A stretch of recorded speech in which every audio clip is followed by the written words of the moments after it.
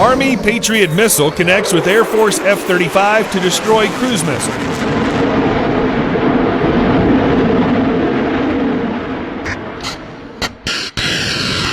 Imagine cruise missile threats streaming through the air toward multiple vulnerable targets. As that happens, radar nodes light up across a wide-spanning territory as an airborne F-35 senses the attack. The stealth fighter then hands off targeting data to ground-based U.S. Army Patriot interceptor missiles, knocking the approaching missiles straight out of the sky and destroying the attacking threat. The Missile Defense Agency is particularly interested in using F-35s to spot and potentially shoot down enemy missile launches. The Air Force Chief of Staff General David Goldfein has called the F-35 a computer that happens to fly, and sees it as a central node in the joint multi-domain command and control network he's determined to construct. This kind of warfare development, wherein multiple sensor nodes track and share information across domains to identify and destroy threats, represents the exact intention of the Army's Integrated Battle Command System, IBCS. IBCS is a fast-emerging technical system engineered by Northrop Grumman to network radar and sensor nodes throughout wide-ranging air, ground, and sea operating environments as a new interwoven or meshed air defense network. IBCS is in theory the ability to link multiple sensors to an air defense system. Right now, if a defense system is a Patriot missile, you have a Patriot radar. If it's a THAAD, Terminal High Altitude Air Defense, it has a TPY-2 THAAD radar. We've got several radars for different systems. IBCS brings the ability to take any sensor and link it to just about any air defense system, to include some of our artillery sensors and counter-fire sensors, General John Murray, Commanding General of Army Futures Command, told Warrior in an interview. Northrop recently issued a report about a previous IBCS test demonstration wherein an airborne F-35 fighter jet used its sensors to acquire, track, and share target data with ground-based radar, enabling an integrated air defense system to establish a continuous track of the attacking weapon and therefore identify the proper defensive weapon or interceptor missile to destroy the threat.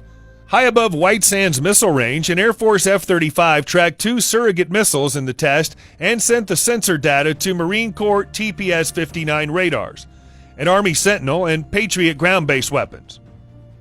As one sensor loses sight of the threats, and each will at some point, the targets are acquired by other sensors on the ICBS Integrated Fire Control Network. The weapons operator sees every change in altitude and direction as the 2 surrogate missiles painted tracks across their screens, a Northrop statement says.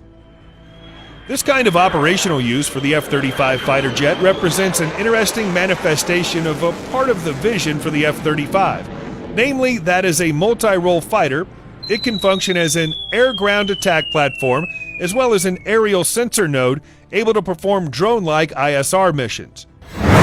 The aircraft's distributed aperture system, for example, combines electro-optical sensor data from 360 degrees surrounding the plane.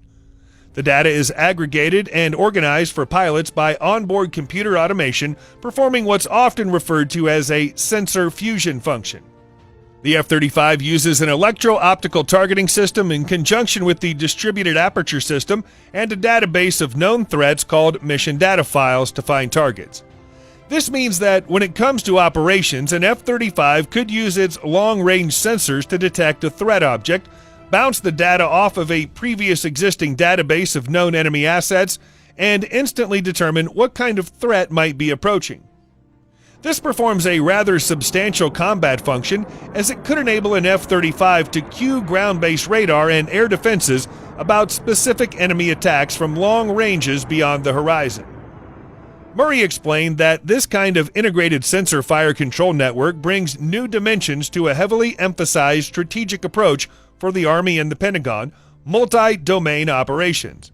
Longer-range weapons and increased adversary air-ground-sea coordination present an entirely new sphere of threats. An F-35 could, along with nearby drones or even satellites, track warfare information and network with surface ships or ground-based artillery. As one senior Army official once described it, when it comes to artillery, it doesn't matter if the target is on the ground or at sea. meaning that ground-based weapons can launch maritime, ground, or even air attacks all in coordination. A multi-domain operations concept will transition into a new doctrine to replace air-land battle, a Cold War air-ground attack doctrine. A concept is a concept because you don't yet have all the tools to execute it. So there are certain things related to operations that we don't have yet.